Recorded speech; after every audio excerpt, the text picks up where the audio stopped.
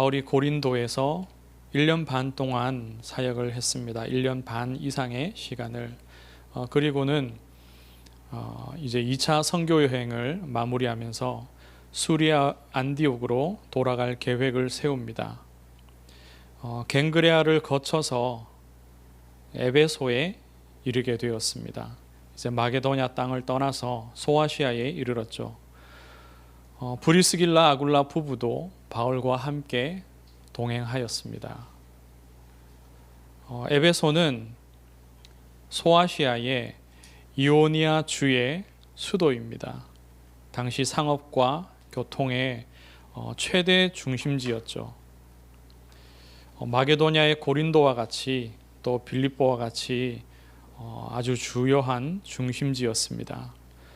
철학과 문화와 예술의 도시이고 또 아데미 신전으로 유명한 그런 도시였습니다. 바울이 회당을 먼저 들러서 복음을 증거합니다. 그곳에 있던 유대인들과 변론하였다라고 하죠. 여러 사람이 더 오래 있기를 청하였습니다. 더 오래도록 머물러서 자기들에게 또 이야기해주고 또 메시지를 줄 것을 청하였죠. 그러나 바울은 원래 계획대로 에베소를 떠납니다. 아마도 수리아 안디옥으로 돌아가기 전에 예루살렘을 들렀다가 바울이 돌아갈 계획을 세우죠. 예루살렘에서 그 절기를 지키려 했던 것으로 보입니다.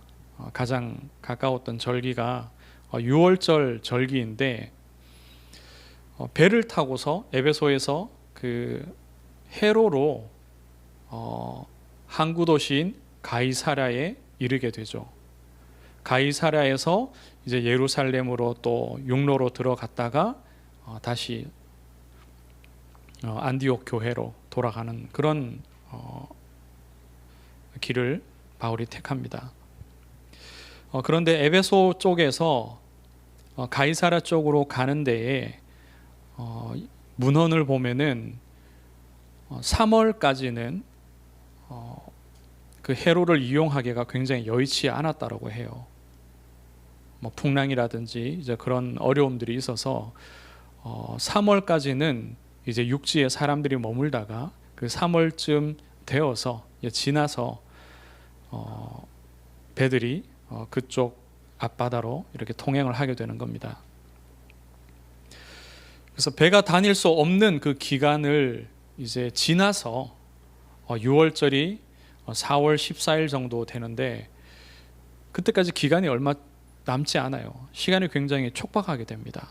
바울이 예루살렘에서 안디옥 6월절 절기를 지키려면 굉장히 이동하는데 촉박하게 이렇게 다녀야 돼요. 그래서 바울이 서둘러 지금 떠나려고 하는 겁니다. 그런 배경이 있습니다. 그런데 바울이 무엇라고 말하냐 하면은 만일 하나님의 뜻이면 너희에게 돌아오리라. 이렇게 말을 남깁니다. 바울과 또 나머지 일행들은 그 에베소를 떠나지만 브리스길라와 아굴라 부부는 그곳에 남겨놓죠. 그리고 그들이 나중에 아볼로도 만나게 되고 그곳 에베소에서 그런 만남들이 일어납니다. 참 하나님의 그 뜻이 있어서 3차 선교 여행 때 바울이 다시 에베소에 돌아오게 됩니다. 에베소로 와서 회당에서도 또 헬라인들의 회당과 같은 두란노 서원에서도 말씀을 증거하죠. 2년이 넘는 시간 두란노 서원에서만 2년 정도를 복음을 전했으니까 총 3년 가까운 시간을 바울이 이 에베소에서 보내게 됩니다. 그리고 바울의 전체 선교 사역에 있어서 가장 중요한 사역이 이 에베소에서 일어나게 되죠. 그곳에서 세워진 제자들이 아시아 전체를 복음화하게 됩니다. 참으로 하나님의 놀라운 뜻이 있음을 결국 확인케 됩니다. 사람들이 강청한다고 해서 바울이 더 있거나 또 그렇게 하지 않았습니다. 바울의 모든 여정을 보면은 계획을 바울이 하는 것 같아도요, 바울이 기도하면서 하나님의 뜻을 따라 움직이는 것을 볼 수 있습니다. 우리가 하나님의 뜻을 따라, 하나님의 뜻을 듣고 그 말씀을 따라 우리가 신앙생활하고 이 땅에서의 삶을 살아야 되겠습니다. 바울이 2차 선교 여행 때에 원래 처음 계획한 것은 소아시아 중심의 사역이었죠. 그런데 배를 타고 마게도냐로 건너가게 된 것이 곧 성령의 인도입니다. 소아시아에서 말씀을 증거하지 못하게 하시고 또 환상을 통해서 마게도냐로 갈 것을 말씀을 주셨죠. 빌립보를 떠날 때에도 바울에게 그 도시를 떠나라고 말한 것은요, 그 도시의 행정관들이었습니다. 문제가 생기고 하니까 그 도시를 떠나기를 요청을 한 거죠. 사람의 요청이지만 바울은 그것을 하나님의 뜻으로 받고 움직여 가는 거죠. 또 데살로니가를 떠날 때에는 시기하는 유대인들 때문에 그 도시를 떠납니다. 그곳의 유대인들이 바울로 인하여서 일어나는 그 말씀의 역사를 시기하고, 그래서 바울을 대적하고 더 나아가 바울을 박해하려고 합니다. 그를 잡으려고 할 때에 믿음의 형제들이 밤에 바울을 베레아로 보내죠. 베레아에서의 사역을 베레아에서 하다가 그 도시를 떠날 때에도 또 이와 같은 어떤 사람들로 인한 소요 때문에 떠납니다. 데살로니가에서의 그 유대인들이 베레아까지 쫓아와서 바울을 잡으려 하죠. 이때 바울이 믿음의 형제들의 도움을 받아서 이제 혼자 아덴으로 또 이동을 하게 됩니다. 그 아덴에서 떠날 때의 상황을 또 보면은 바울이 수고하며 말씀을 전했지만 별 열매가 없습니다. 아주 소수의 열매를 맺죠. 늘 큰 응답들을 보고 많은 열매들을 맺어온 바울이었습니다. 저라면 그곳에 좀 더 머무르면서 더 애쓰고 더 수고하고 더 사람들을 구원하기 위해서 무언가 하려고 그렇게 했을 것 같아요. 그런데 바울은 미련 없이 그대로 그 도시를 떠납니다. 거기에서 말씀을 들었던 그 아덴의 시민들이 당신을 다시 불러서 말씀을 듣겠다, 다음에 듣겠다, 그렇게 말을 했지만 그 말의 의미가 여기까지만 듣겠다, 잘 들었다, 그 정도인 것 같아요. 바울이 그들을 다시 만나서 복음에 대해서 또 얘기했다, 또는 다시 듣겠다 했던 그들이 바울을 실제로 초청을 하였다, 그런 기록들은 아덴에서의 사역에 없습니다. 그래서 바울이 미련 없이 그 도시를 떠난 것을 알 수 있습니다. 바울이 다시 그 도시를 방문하지도 않죠. 그런 기록이 없습니다. 고린도에서의 사역은 유대인들이 대적하고 핍박을 하였지만 하나님이 환상 중에 말씀 주시기를 두려워하지 말고 담대하게 이곳에서 복음을 전해라. 아무도 너를 해할 자가 없고 또 이 성중에 내 백성이 많다 하신 그 말씀을 따라서 1년 반이나 되는 긴 시간 동안 이곳에서 사역을 합니다. 바울의 선교 여정을 보면 그가 가고 또 머물고 떠나는 그런 모든 여정들이 하나님의 주권적인 뜻에 따라 움직여지는 것을 알 수 있습니다. 어떤 사역적인 상황이 좀 여의치 않을 때요, 그 상황을 스스로 한번 바꿔보려고 그렇게 애쓰지 않습니다. 하나님의 뜻을 알려고 더 애쓰죠. 사람들이 그를 가두면 감옥에 갇힙니다. 또 그 도시에서 쫓아내면 그냥 쫓겨나고요. 유대인들이 잡으려 할 때는 그저 피하죠. 유대인들은 복음을 증거하지 못하게 하기 위해서 잡으려 하는 것이니까요. 그 자리를 피하고 또 도시를 떠나고 도망합니다. 회당에서 복음을 전할 때 유대인들이 받지 않으면 바울은요, 이방인들에게로 향했습니다. 유대인들에게 더 복음 전하고 또 전하고 그렇게 하지 않고 옷에 먼지를 털며 내가 이제는 이방인들에게로 가리라, 그렇게 선포하죠. 바울이 하나님의 뜻을 듣고자 하고 알고자 하고 그리고 그 뜻대로 행하고자 하였습니다.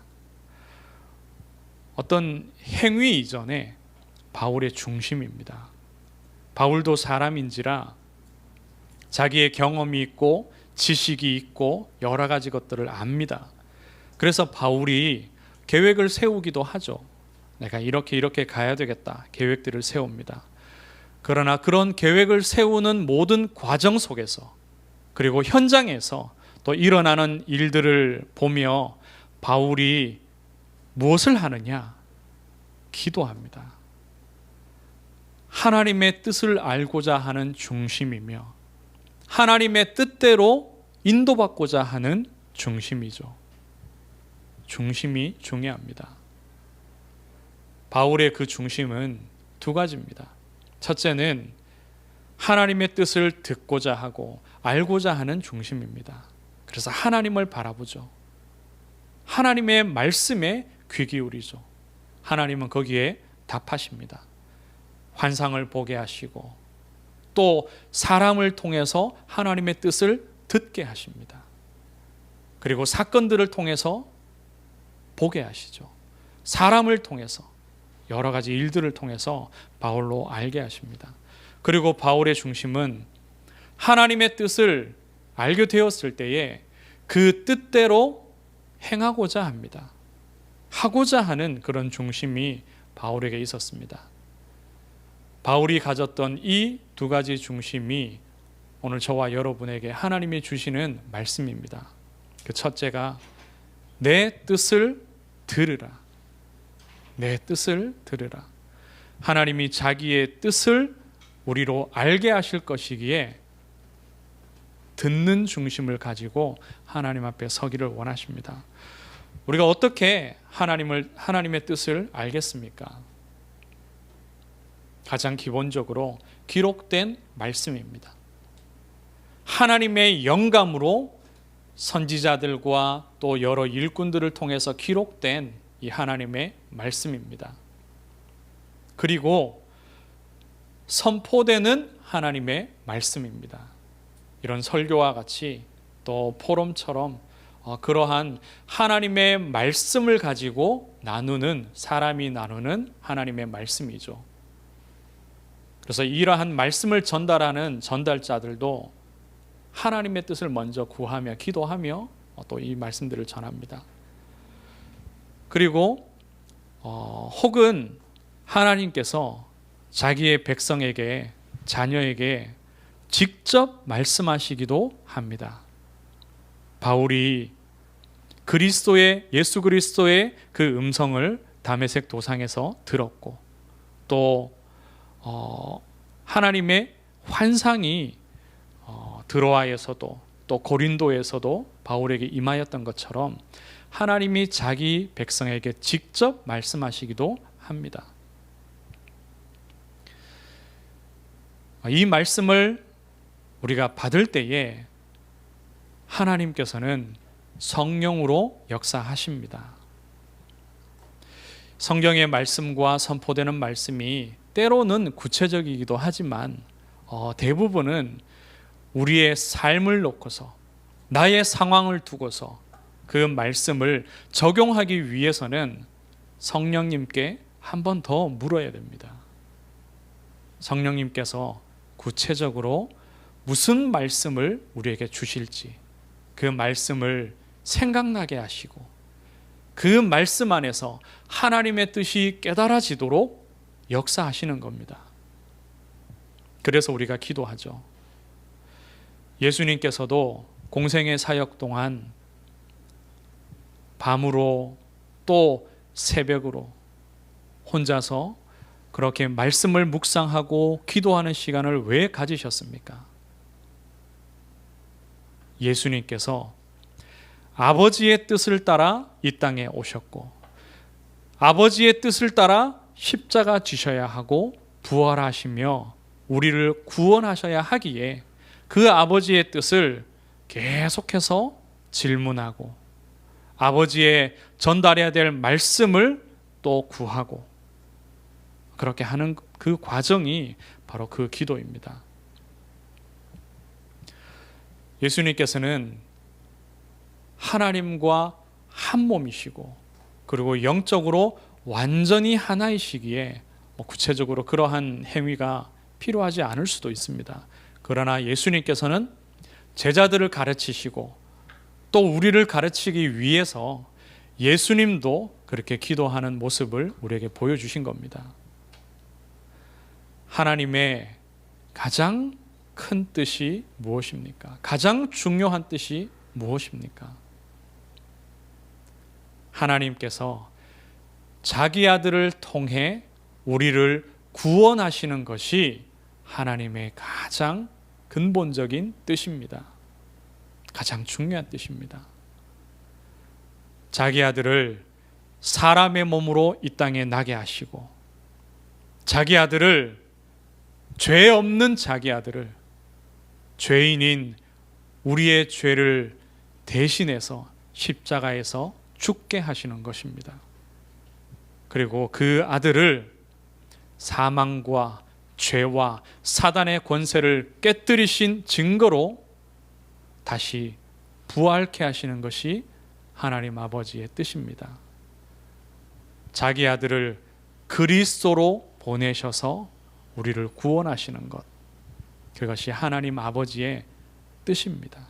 가장 중요하고 근본적인 뜻입니다. 그리고 또 하나님의 뜻이 무엇입니까? 자기 아들을 통해서 영광 받으시는 것이 하나님 아버지의 뜻입니다. 어떻게 영광 받으십니까? 우리가 예수 그리스도의 이름을 부를 때 구원 얻는 것이 하나님께 영광이요. 예수 그리스도의 이름이 선포되는 그 현장에 사단의 나라가 무너지고 구원받을 백성들이 죽게 돌아오는 것이 하나님의 영광입니다. 우리가 예수 그리스도의 이름을 부르며 하나님께 예배하고 그리스도를 기념하고 그 이름을 찬송하는 것이 하나님께 영광입니다. 이것이 하나님의 뜻이죠.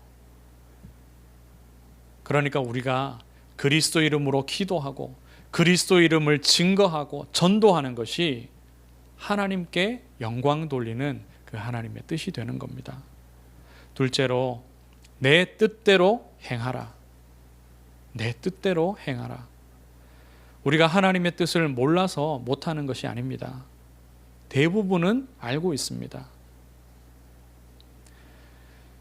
누가복음 22장 42절에 예수님이 십자가 지시기 전에 이렇게 기도하죠.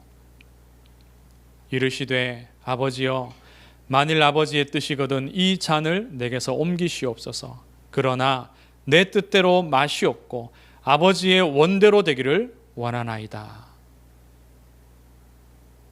예수님께서 육신을 입으셨기에 사람이 당하는 고통을 느끼고 사람의 그 마음과 감정들을 똑같이 느끼십니다. 그러나 예수님께서는 아버지의 원대로, 아버지의 뜻대로 되기를 원한다고 말씀했습니다. 아버지의 뜻대로 십자가 지는 것이고 아버지의 뜻대로 하나님 아버지의 백성들을 구원하는 그 사역을 감당하는 것이죠. 하나님의 뜻대로 행하는 것, 곧 순종입니다. 아담과 하와가 불순종하였죠. 그것이 죄가 되고 그것이 하나님을 떠난 원죄입니다. 그러나 하나님 아버지의 아들 되신 예수 그리스도를 통하여서 순종을 보여주시고 하나님의 뜻이 이루어짐을 보여주셨습니다. 순종하는 것이 하나님의 뜻입니다. 하나님의 뜻대로 순종할 것을 오늘 우리에게 말씀하십니다. 그러나 하나님의 뜻대로 우리가 순종할 능력이 없습니다. 그러나 그 뜻대로 순종할 수 있는 길 또한 우리에게 주셨죠. 그것이 바로 성령의 역사입니다. 하나님의 뜻을 따라 선교의 여정을 가는 바울이 로마서에서 아주 깊은 영적인 메시지를 포럼합니다. 자기의 상황을 놓고서 자기의 영적인 상태를 두고 포럼하죠. 로마서 7장 22절 23절에 이렇게 말씀합니다. 내 속사람으로는 하나님의 법을 즐거워하되 내 지체 속에서 한 다른 법이 내 마음의 법과 싸워 내 지체 속에 있는 죄의 법으로 나를 사로잡는 것을 보는도다. 마음으로는, 그 중심으로는 하나님의 뜻을 따르고자 하나 육신의 그 안에 죄의 법이 있다라고 말씀하죠. 세상은 우리로 하여금 하나님의 뜻이 아니라 세상의 법을 따라 육신의 소욕을 따라 더 정확하게 사단의 메시지를 따라 살아가기를 원합니다. 그것이 우리가 세상에서 사람을 통해서 또 일들을 통해서 계속해서 듣게 되는 사단의 메시지죠. 우리 안에 죄의 법이 있습니다. 사단의 뜻을 따라가고자 합니다. 우리가 성령으로 충만하지 아니하면 금세 옛사람의 모습을 입고 죄의 법을 따라 사단이 기뻐할 일들을 하게 됩니다. 그것이 하나님의 법과 하나님의 뜻과 반대되죠.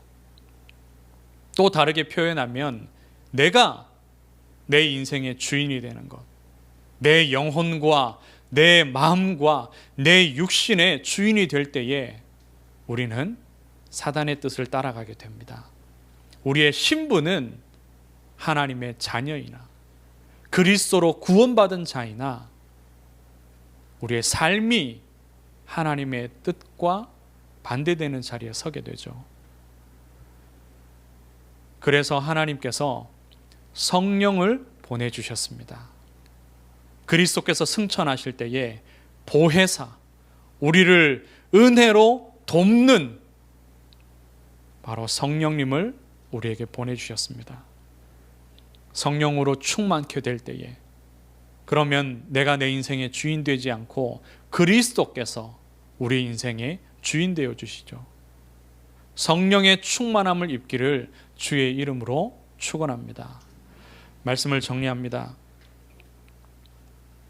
만일 하나님의 뜻이면 우리의 인생에서 무엇을 하거나 하지 않거나 어딘가를 가거나 가지 않거나 모든 일에 있어서 하나님의 뜻대로 인도받아야 됩니다. 먼저 하나님의 뜻을 듣고자 알고자 하고 그래서 기도하고 하나님의 뜻을 알게 되었을 때에 감당할 능력이 우리 안에 없기에 성령의 충만함을 구해야 합니다. 성령의 충만함 속에서 비로소 우리는 하나님의 뜻을 만족할 수 있습니다. 우리 교회가 혹시 만일 하나님의 뜻이면 우리 교회를 통해서 이 지역과 도시들을 다 살릴 것이고 만일 하나님의 뜻이면 이 시대를 살릴 것이고 또 온 나라와 민족들을 살리게 될 줄 믿습니다. 하나님의 그 뜻을 구하시고 하나님의 은혜로 하나님의 뜻을 다 이루는 저와 여러분, 또 우리 교회가 되기를 주의 이름으로 축복합니다. 하나님, 은혜를 감사합니다. 성령으로 역사하시고 우리를 가르치시옵소서. 우리의 마음에, 우리의 육신 안에 죄의 법이 있고 또 내 생각과 세상의 생각과 세상의 메시지를 따라가고자 하는 부분들이 많습니다. 하나님, 긍휼을 베푸시고 은혜를 부어 주옵소서. 주의 영으로 충만케 하시고 하나님의 뜻을 이루는 우리 개인과 또 우리 교회가 되도록 역사하여 주옵소서. 살아계신 예수 그리스도의 이름으로 기도드리옵나이다. 아멘.